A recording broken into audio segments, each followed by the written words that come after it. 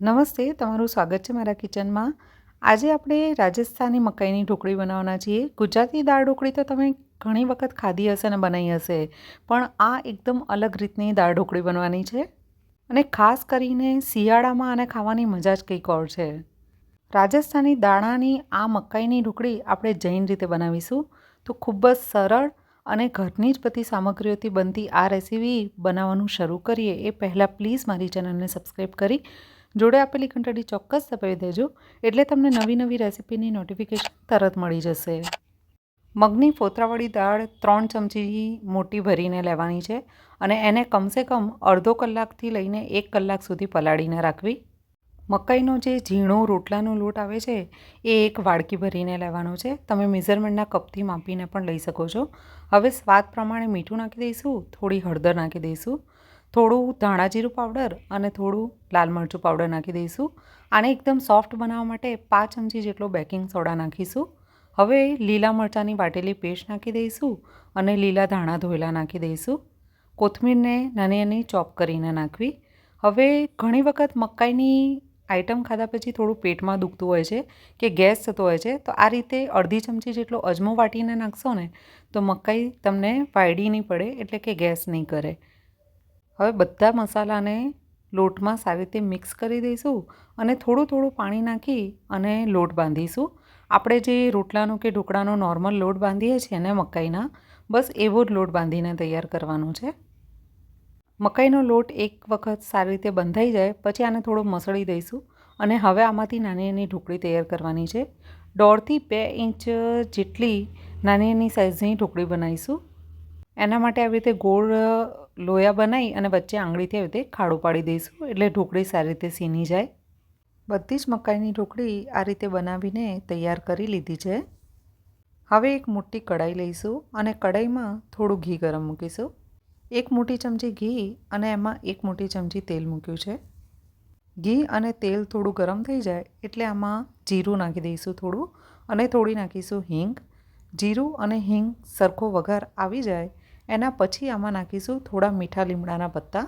આ રીતે એકદમ ઝીણા ઝીણા સુધારીને નાખશો ને તો જે લીમડાના પત્તાનો ફ્લેવર આવવો જોઈએ એ પણ આવી જશે અને પત્તા મોઢામાં પણ નહીં આવે. 3થી 4 વાટેલા લીલા મરચાં નાખી દઈશું. હવે આમાં 150થી 200 ગ્રામ જેટલા તુવેરના દાણા નાખી દઈશું. તુવેરના દાણા નાખવાથી આ ઢોકળી છે એ બહુ જ ટેસ્ટી બને છે. એમ તો તુવેરના દાણા નાખ્યા વગર પણ ઢોકળી સારી બનશે, પણ તુવેરના દાણાથી આનો ટેસ્ટ કંઈક અલગ જ આવે છે. શિયાળામાં તુવેરના દાણા નાખીને બનાવશો ને તો બહુ જ ટેસ્ટી ઢોકળી તૈયાર થશે. તુવેર નાખી અને આને 2થી 3 મિનિટ માટે સાંતળવાના છે. 3 મિનિટ જેવું થઈ જાય ને એના પછી આપણે જે દાળ પલાળીને રાખી હતી ને એ નાખી દેવાની છે. વિડીયો વચ્ચે બંધ થઈ જવાથી હું બતાવવાનું ભૂલી ગઈ છું, તો 1.5 ગ્લાસ પાણી નાખી દેવું અને અડધી ચમચી જેટલી હળદર નાખી દેવી, જે મેં આમાં નાખી દીધી છે ઓલરેડી. હવે આમાં સ્વાદ પ્રમાણે મીઠું નાખી દઈશું. હવે આમાં થોડું ધાણા જીરું પાવડર નાખી દઈશું અને થોડું લાલ મરચું પાવડર નાખી દઈશું. મેં અહીંયા કાશ્મીરી મરચું વાપર્યું છે. જો તમે સાદું મરચું વાપરતા હોવ તો થોડું ઓછું નાખવું. તીખાશ અને મીઠું તમારે તમારા ટેસ્ટ પ્રમાણે નાખવું. ઢાંકી અને 5 મિનિટ માટે ઉકળવા દઈશું. 5 મિનિટ આ રીતે ઉકાળવાથી દાળ પણ થોડી ઘણી સીની ગઈ હશે અને દાણા પણ સીની ગયા હશે. હવે આમાં છૂટી છૂટી આ રીતે ઢોકળી નાખવાની છે. ઢોકળી એક જગ્યાએ ના નાખવી, આ રીતે છૂટી છૂટી નાખવી, જેથી કરીને ઢોકળી છે એ એકબીજાથી ચોંટી ના જાય. મીડિયમ ફ્લેમ પર બધી જ ઢોકળી નાખી દીધા પછી હવે આને ઢાંકી અને પાછી 5થી 7 મિનિટ માટે ઉકળવા દઈશું. એક વખત 5 મિનિટ જેવું થઈ જાય એટલે ઢોકળીને હલાવી દેવી અને આમાં જો રસો તમને ઓછો લાગતો હોય તો આ ટાઈમે થોડું પાણી નાખી દેવું. મને થોડો રસો ઓછો લાગે છે એટલે અડધા ગ્લાસ જેટલું મેં પાણી નાખ્યું છે. હવે પાછું આને ઢાંકી દઈશું અને કમસે કમ 3થી 4 મિનિટ માટે પાછું સીનવા દઈશું. 3થી 4 મિનિટ થઈ જાય એટલે ઢાંકણું ખસેડી અને ચેક કરીશું. જો તુવેરના દાણા બી સીની ગયા છે, રસો પણ ઘાટો થઈ ગયો છે અને ઢોકળી પણ સીની ગઈ છે મકાઈની. 8થી 10 જ મિનિટમાં આ મકાઈની ઢોકળી સરસ તમારી એકદમ ટેસ્ટી એવી તૈયાર થઈ જશે. તમે જો જલ્દી બનાવવા ઈચ્છતા હો તો આને તમે કુકરમાં પણ બનાવી શકો છો. કુકરમાં બી આ બહુ જ સરળતાથી અને ફટાફટ તૈયાર થઈ જશે. હજી તમારે આમાં થોડો રસો પતલો કરવો હોય તો કરી શકો છો, પણ મને આ ઢોકળી આટલી જાડી જ ભાવે છે એટલે હું આમાં વધારે રસો નહીં કરું. આ ઢોકળી પડી પણ થોડી જાડી થાય છે, એટલે જ્યારે જમવા બેસો ને ત્યારે થોડું પાણી નાખી તમારે જાડી પડી હોય તો પતલી કરી દેવી. હવે ગેસને બંધ કરી દઈશું અને આમાં અડધી ચમચી જેટલો ગરમ મસાલો નાખી દઈશું, થોડો લીંબુનો રસ નાખી દઈશું અને લીલા ધાણા નાખી દઈશું. લીંબુનો રસ તમારે તમારા ટેસ્ટ પ્રમાણે વધારે કે ઓછો નાખી દેવો. આ રીતે ગેસને બંધ કરી અને આ ત્રણેય વસ્તુ નાખી અને હલાવી દઈશું. આને ઢાબા જેવો લુક આપવા માટે હું એક વઘાર ઉપરથી પણ કરીશ. જો તમારે એ વઘાર ના કરવો હોય તો સીધું તમે આમાં ઘી નાખી અને સર્વ કરી શકો છો. મકાઈની છે અને પાછું શિયાળામાં ખાઓ છો તો ઘી નાખી અને સર્વ કરશો ને તો બહુ જ ટેસ્ટી લાગશે. હવે ઉપરથી એક વઘાર કરવા માટે એક પેનમાં 1 ચમચી ઘી ગરમ મૂકીશું. હવે આમાં થોડું જીરું નાખી દઈશું. જીરું થોડું સતળાઈ જાય ને પછી 2 આખા લાલ મરચાં નાખી દઈશું.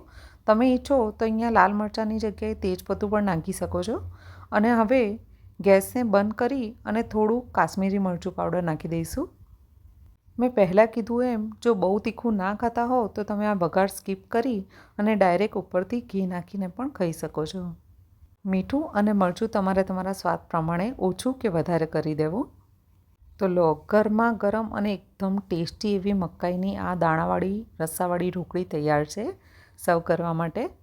હમણાં શિયાળામાં તુવેરના દાણા તો ફૂલ આવે છે અને એમાં પણ મકાઈની જો આઈટમ ખાવી હોય ને એટલે શિયાળો એટલે બેસ્ટ સમય છે.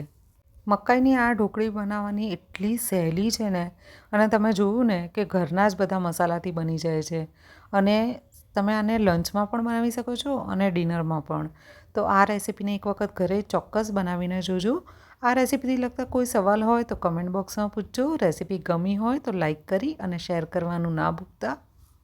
અને હા, ચેનલને મારી હજી સબસ્ક્રાઈબ ના કરી હોય તો પ્લીઝ સબસ્ક્રાઈબ કરી લેજો.